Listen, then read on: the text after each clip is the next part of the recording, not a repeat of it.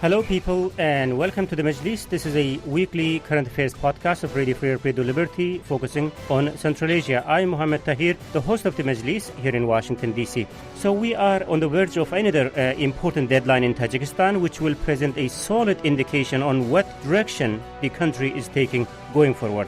That's about the November 1st deadline, when 18 journalists of Radio Free Radio Liberty's Tajik Service, Radio Ozodi in Tajikistan, risk being left without credentials.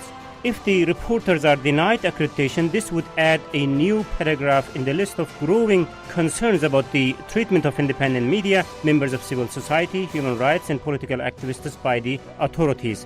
As the November 1st deadline looms, large independent journalists, press freedom, and human rights organizations are unanimously urging the Tajik authorities to back off and let them work. On today's Majlis podcast, we are here to discuss the state of press freedom in the country, the latest developments leading to this point, and other signs of growing repression in Tajikistan. We will also ponder around the question of why the authorities are doing this and what can be done about it. To discuss all these, I'm joined by Yelena Chernyavska, Senior Advisor at the Office of OSCE Representative for Freedom of Media, Steve Severlo, Central Asia Researcher for Human Rights Watch, Salim Jan Ayubov, Acting Director of Radio Free Europe, Radio Liberty's Tajik Service Radio Ozodi, Bruce Pannier, Editor of Radio Free Europe, Radio Liberty's Central Asia blog, Kishlok Awazi. Thank you, colleagues, for joining us on this important topic today. Thank you.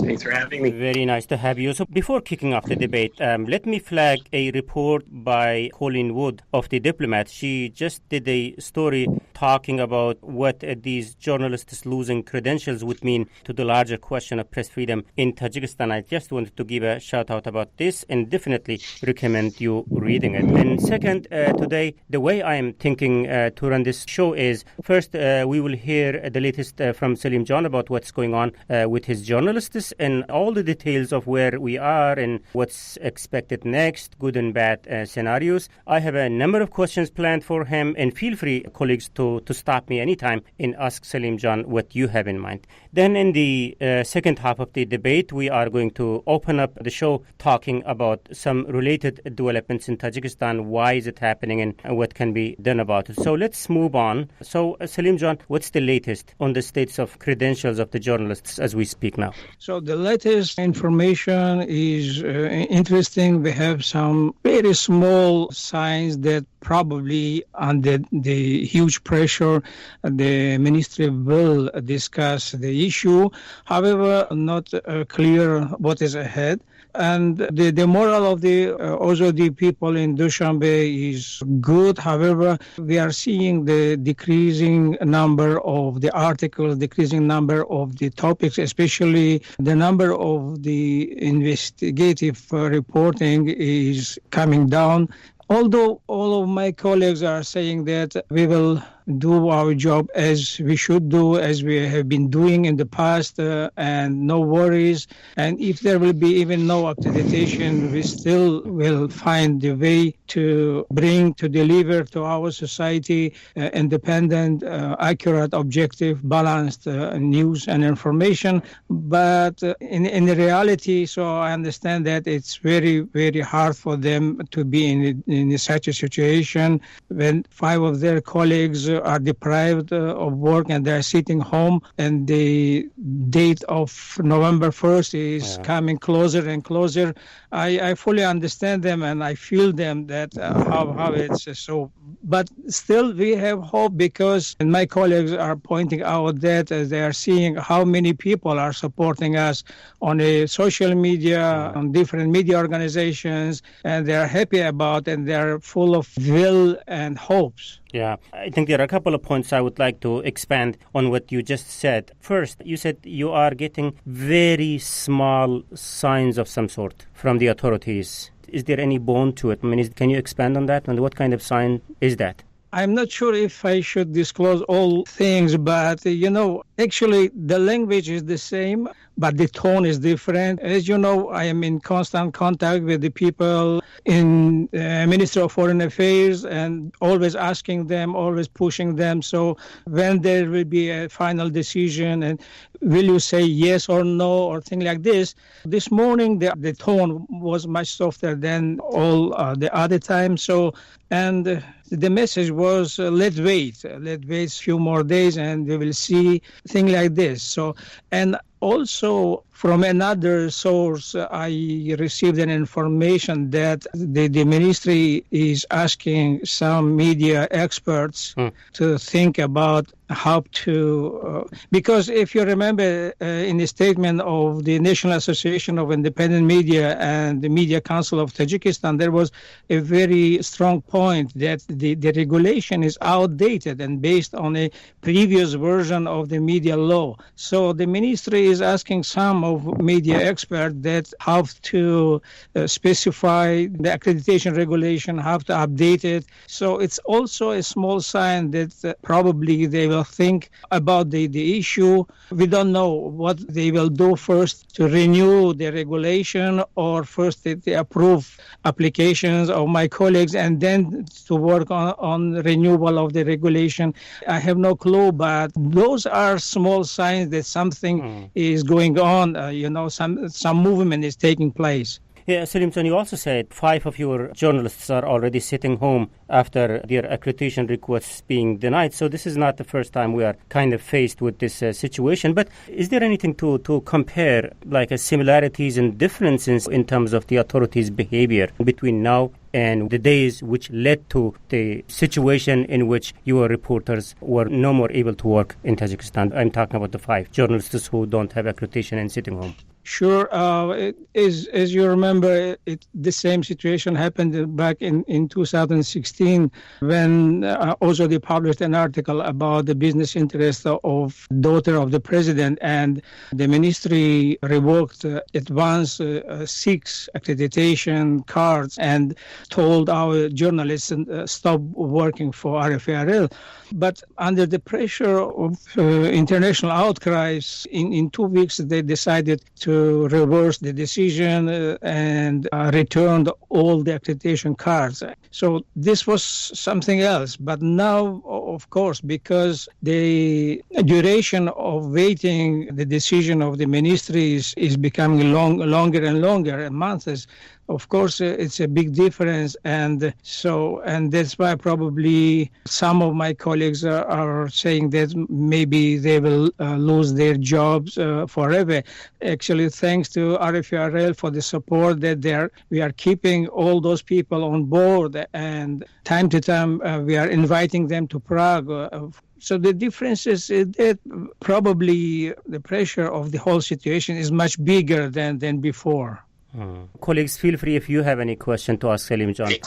Also, Salim John, just thinking of a bad scenario, hope we are never there, but in case if they are deprived of credentials, how it's going to impact your work?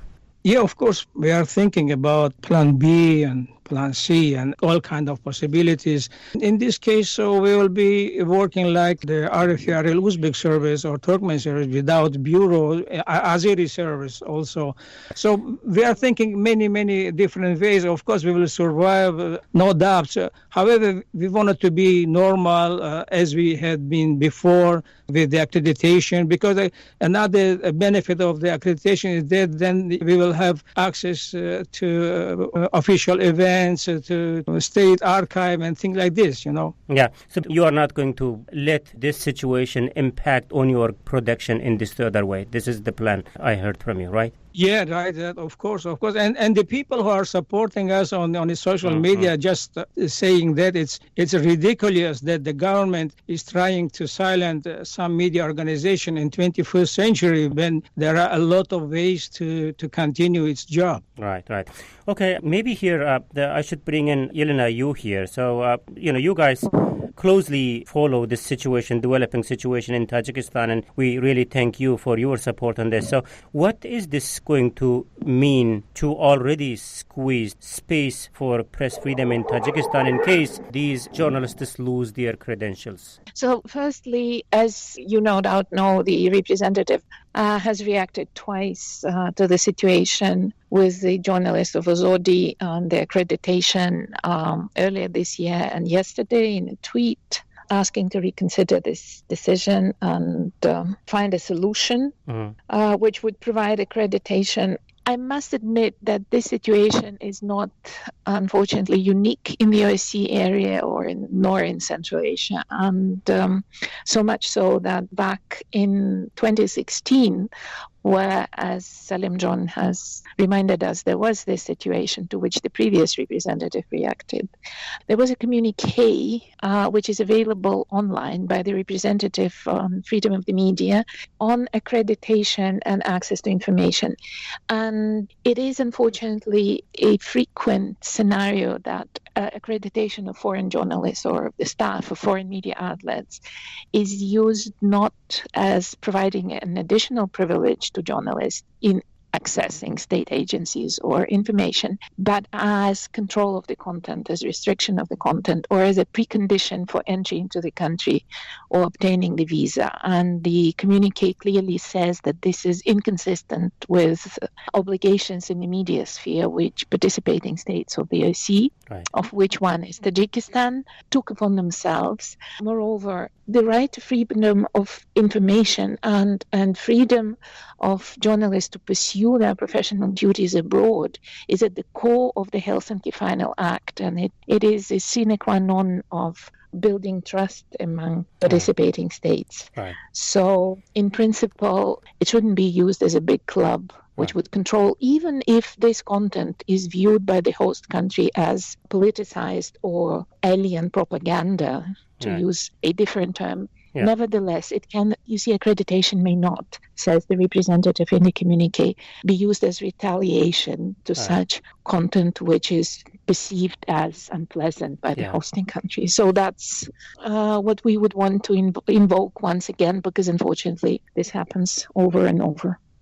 Okay, let me get, Steve, your point on that too. I mean, we hope that it never come to this point. Like in case if these journalists lose their credentials, what is that going to mean to the space of press freedom in Tajikistan, which is already in a bad shape? It would be catastrophic. I think that what Ozodi does on a daily basis is so essential, not just from the perspective of a human rights organization, and which is crucial. I mean, there have been so many situations where we've heard about something that's happened. Someone has been arrested, someone has been interrogated, and, Ozodi is first on the scene, and Ozodi is really that body that, despite all this tension with the foreign ministry that Salim John describes, and despite this hostility coming from the government, what's so, in a way, ironic about it is that Ozodi is, I think, that service that the government, in a way, trusts more than many others to convey its messages. And so I found that, in a lot of really important news stories and human rights events,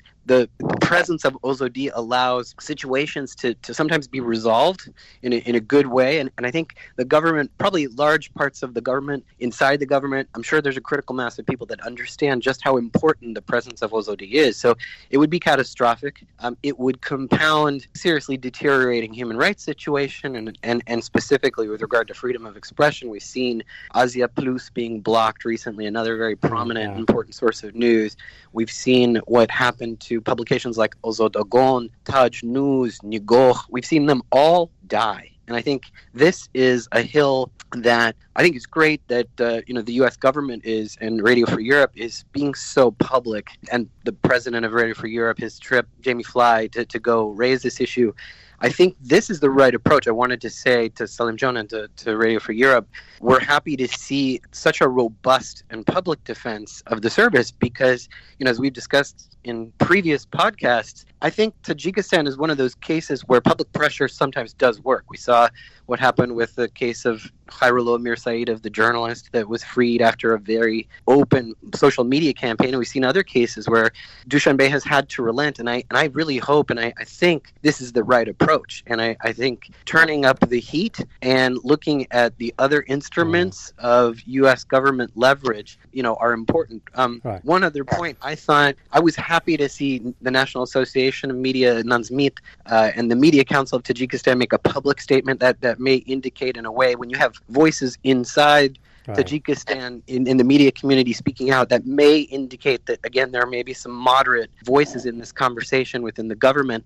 And one question, I guess, to Salim John would be, and to the radio is are the Europeans also stepping up? And what can we expect from EU? I think it's really important at this time to get united. Right. We are going to talk about the reactions, the ones which are already in public, the type of reaction that Yelena was talking about, and what are the other possible reactions which could make a difference a little bit later, Steve. So thank you very much. Now, let's expand the discussion to beyond Radio Free Europe, discussing this in context, how we got to this point in Tajikistan and why authorities are doing this and what can be really done about this. So we will continue the Majlis podcast talking about these and many other questions very shortly.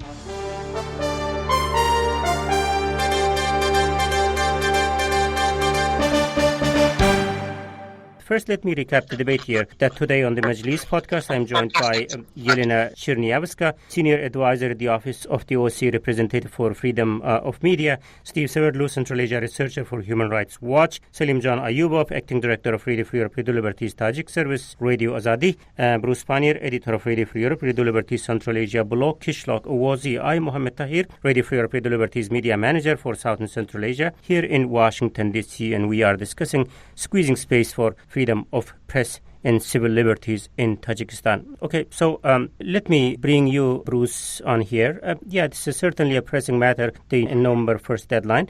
But how we got here? What have been some of the other developments leading to this point? This is definitely part of a process that's been going on for several years now. The Tajik government, authorities there, have done everything they can to neutralize any legitimate political opposition within the country.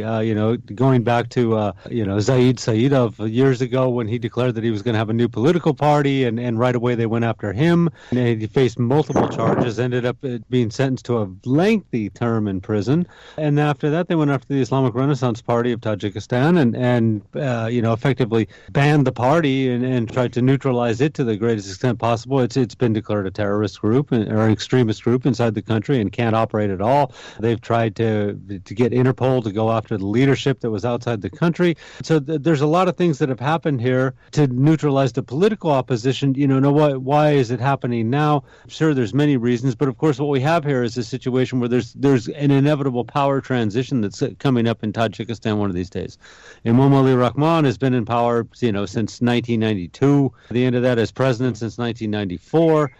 There's a lot of questions about how much longer he's going to stay on in power, who will replace him after that. So they cleared the field, of any political challengers and have cleared the field of any voices in Tajikistan that could actually oppose what the government is doing, so that there is only one story being told in Tajikistan about events inside the country, and that is the Tajik government's version of what's happening. Next year we have both parliamentary and presidential elections in Tajikistan. So this is, on the eve of these two big events, it seems to me that authorities have done everything they can to weight the scales as much as possible in their favor so they can do whatever their plan is in 2020. Right. Let me also get, Steve, your point on that. You have a couple of human rights violation-related incidents that you would like to discuss. Especially, we have growing repression against the exiled political activists. Let's talk about that. And then later I want to discuss whether there is any connection between this and the ongoing pressure on independent media in Tajikistan. Right. And I think that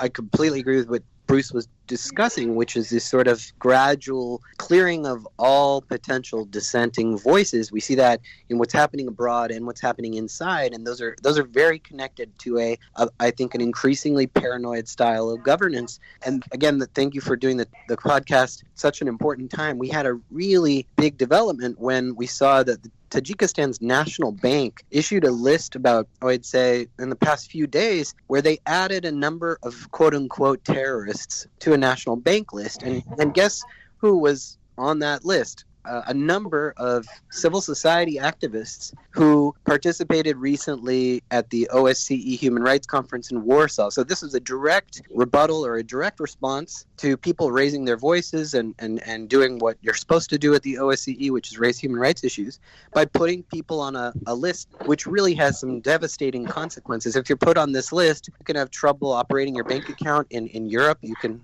be very much at risk of being detained. So we saw one of the former guests of this podcast, Humaira Bakhtiar, the journalist, she was one of the people that was added to this national bank list of terrorists. And a lot of people have commented with irony that the number 2 figure in ISIS, Gulmarod Khalimov, is lower down on the list than many of these human rights activists. So that's really a sign, I think, of in a way, a really more and more irrational approach coming from Dushanbe. We also saw in Belarus, at the end of September, the detention of another civil society activist named Farhod Adinayev. Adinayev was actually trying to cross the border from Belarus to Lithuania on his way to a human rights conference when he was detained.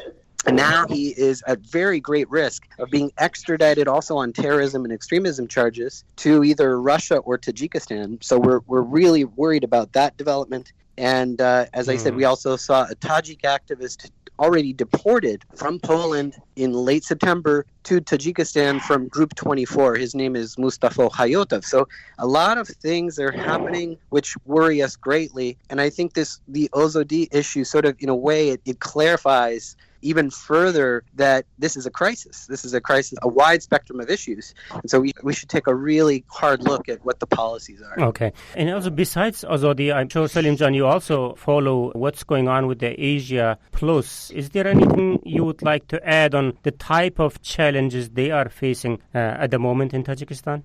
Asia Plus actually blocked already for the second years, and the recent thing happened to the Asia Plus is very interesting and very, very frightening, because someone entered the DNS server and changed it just one letter O into the number 0.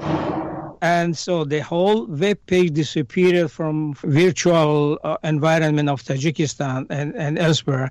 So it means they're looking for some new and sophisticated ways to deprive people of information.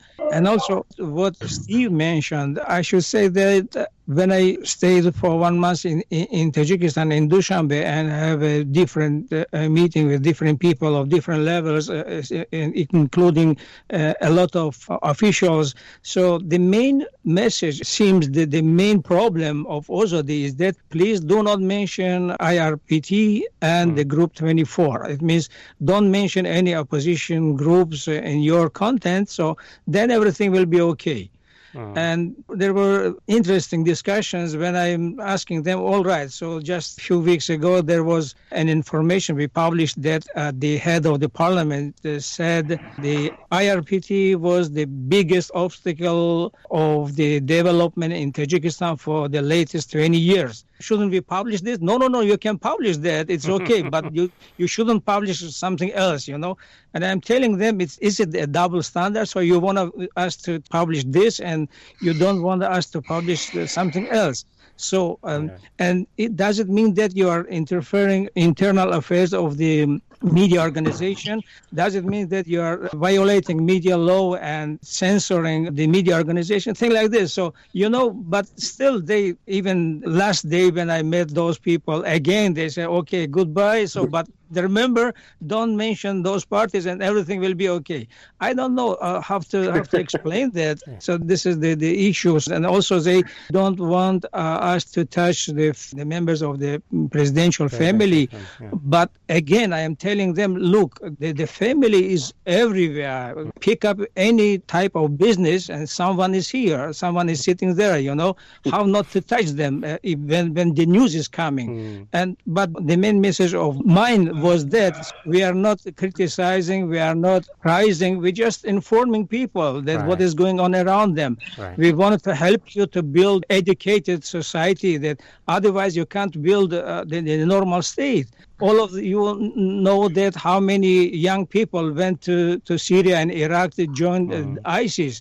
And do you know why it happened? Because those people were uneducated. And if you continue that way, so you will bring up another generation of uneducated people. Yeah. Yelena, the type of issues, the contradictions in the statement of authorities that Salim Jan is referring to, I believe they are not new to you. So when you guys meet with the Tajik authorities, when you raise questions like that, what kind of answer you get from them? Well, look, I mean, the representative is still to visit Tajikistan, so I don't think within his tenure he has met officially. He has had official bilateral meetings with the Tajik authorities.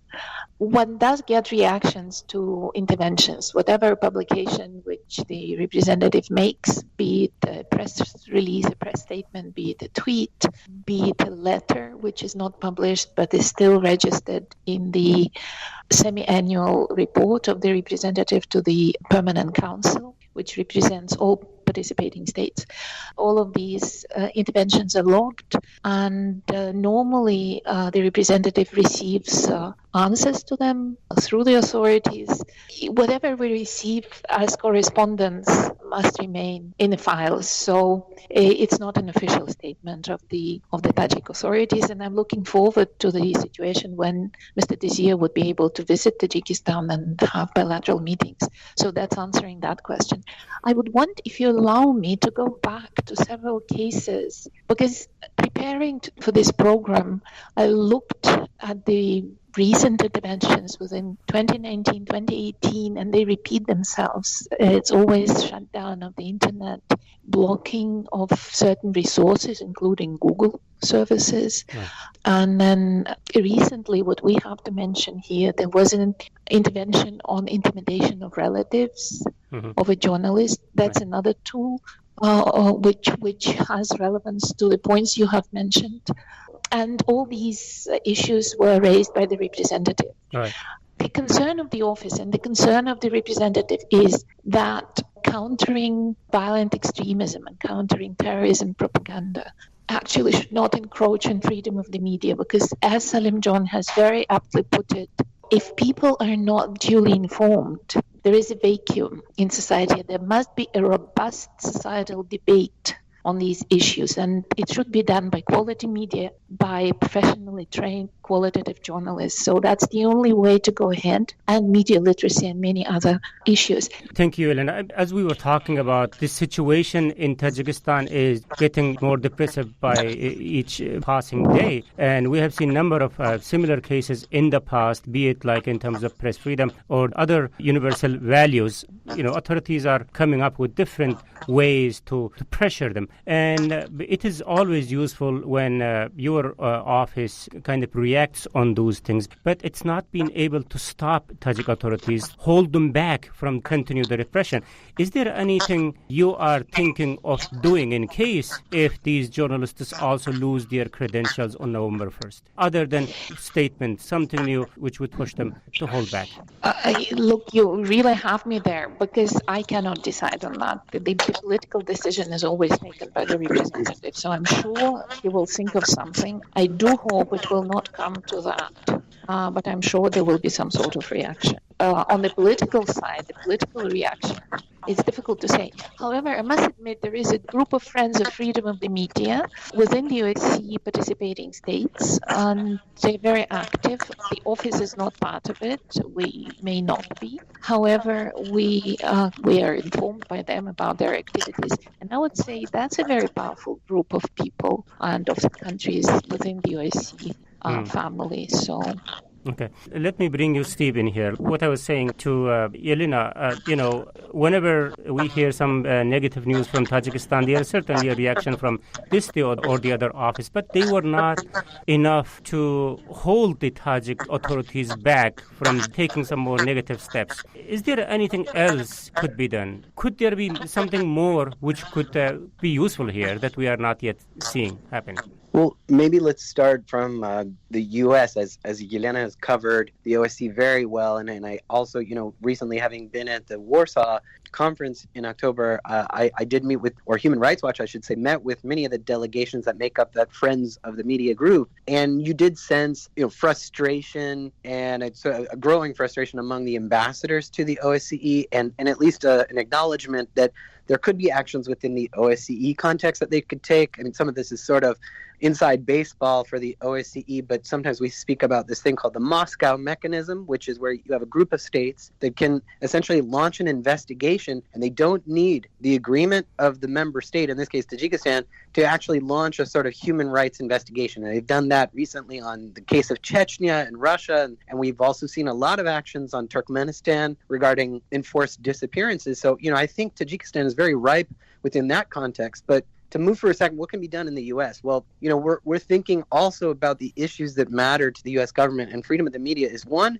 And I would say the other, under this administration in particular, is freedom of religion. And, when we talk about the IRPT, we're, as Yelena rightly said, we're talking about violent extremism narratives and discourse. We're also talking about religious freedom in addition to political freedom. And I failed to mention it in my earlier list of bad things that have happened. Just in October, so very recently, a court sentenced a Jehovah's Witness, Shamil Hakimov, to 7.5 years in jail, allegedly for inciting religious hatred, simply because he had some Bibles that were seized in his home. And as we remember, Tajikistan is one of those few countries now, along with Russia, that actually completely outright bans Jehovah's Witnesses. And I'm thinking about, and our organization is thinking about how the U.S. government, through its designation of countries of particular concern for religious freedom, actually has a legislative tool to place pressure on Tajikistan.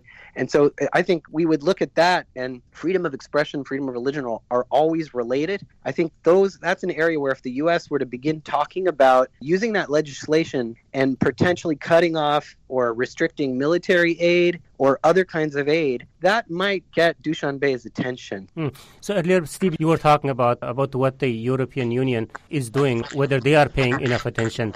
You are saying this in the form of question, but what do you know? Are the Europeans paying enough attention to this? Well, we know that representatives of the EU delegation also raise freedom of the media and human rights issues publicly in Dushanbe. We saw on Freedom of the Press Day, I believe it's in May, one of the political officers there, Neil Jansen, did speak out and join the other ambassadors in raising concerns. So that's, of course, good. It's good to make statements. We need to see more statements, I should say. And we greatly appreciate the Office of Representative Freedom of the Media and the statements he's made, and Yelena's work on that too. But beyond that, the EU is contradicting itself a little bit, as is the US, because they are talking very openly about extending trade preferences. They're called GSP, the Generalized System of Preferences, which is something that Brussels can sort of award different countries and give them better trading privileges. That's something that we don't think they should be discussing at a time like this. We think it should be the opposite. They should be restricting trade privileges and talking about what Tajikistan needs to do to get off that list. And, I think those conversations have to be had with President Rahmon,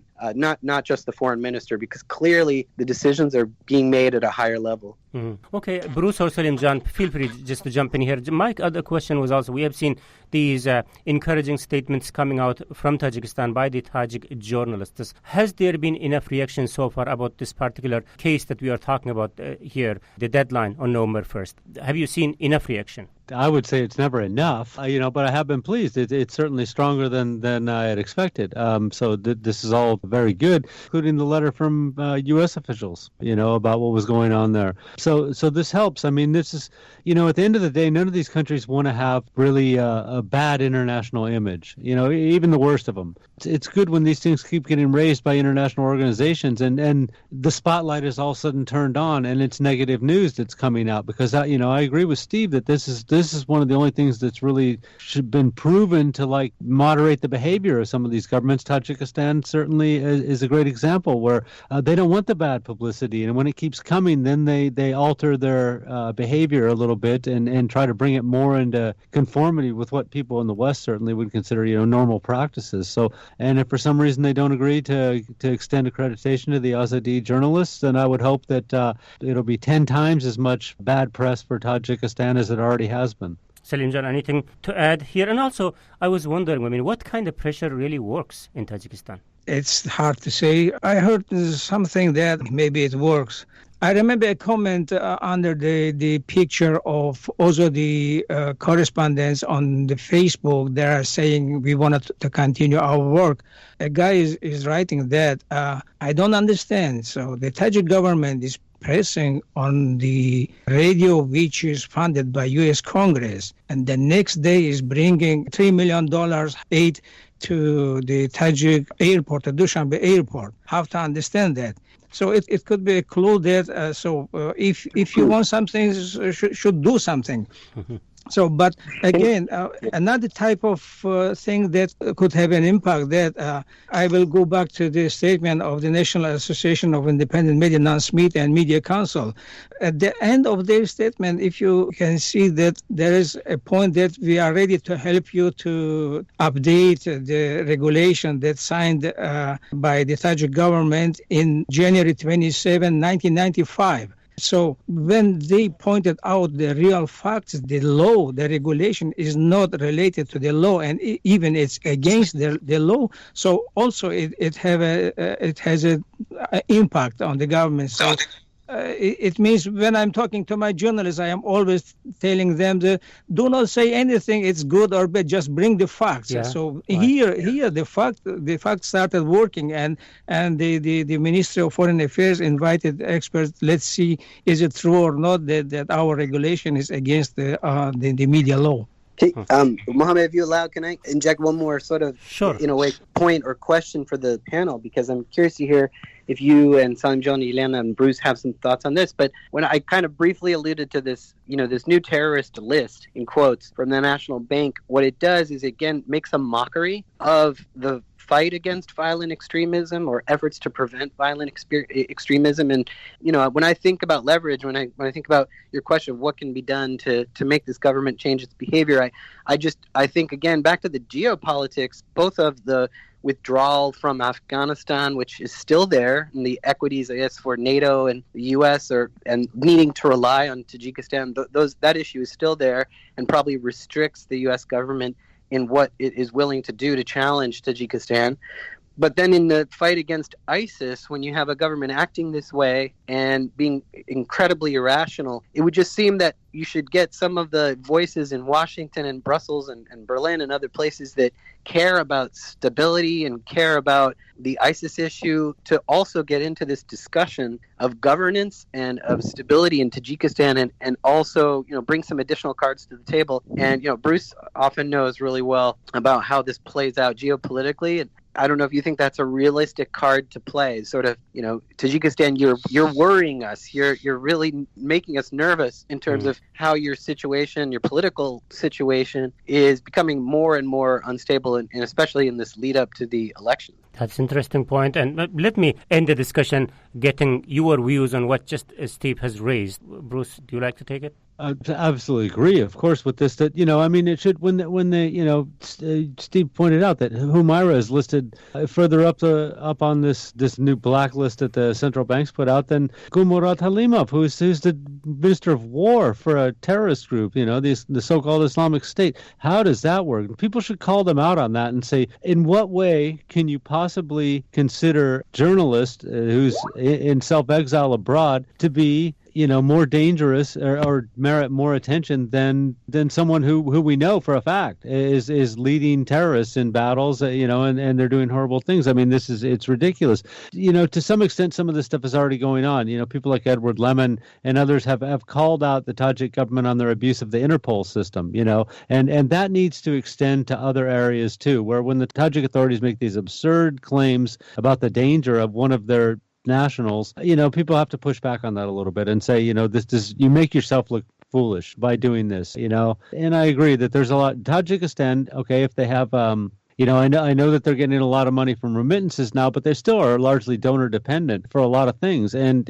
some of these countries have to say that it's hard to give aid to you guys, given the behavior of the government. There has to be some kind of quid pro quo every now and then and say, we want to be your partner, but you're not making it easy to be your friend. Okay. Also, Yelena, if you are listening to us, let's get you here. What are some of the best practices to get the Tajik authorities listening? What can be done about it? That was the kind of essence of what Steve was raising. Correct, yes. I mean, while the OSCE is much broader than the EU, and I really cannot, it should be the EU Agency for Fundamental Rights talking about this issue with you now. However, referring back to the issue of the National Bank, it already happened before in 2018 And there was a reaction in, I would say, about March 2018, there was a reaction by the representative where he published a press statement, but also wrote a letter to the authorities and asked for more information on exactly why certain people, some of them emigre, journalists and bloggers, were included in the list of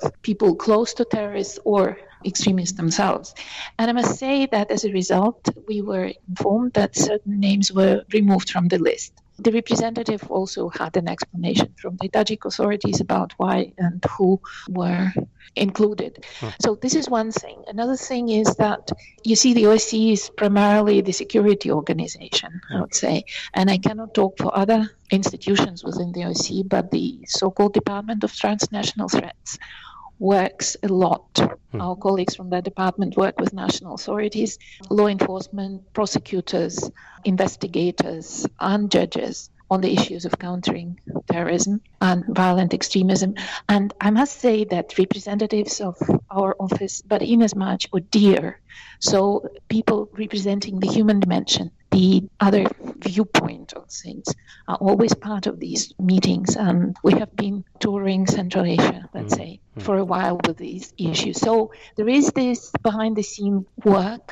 I understand that everybody wants results. It's a bit difficult to say, but at least in 2018, there were even small but results. Yeah, some result. Okay, let's end the discussion with Salim John. With you as a Tajik journalist, you guys are facing these kind of challenges on a regular basis. So far, based on your experience, what has worked and what can be done now?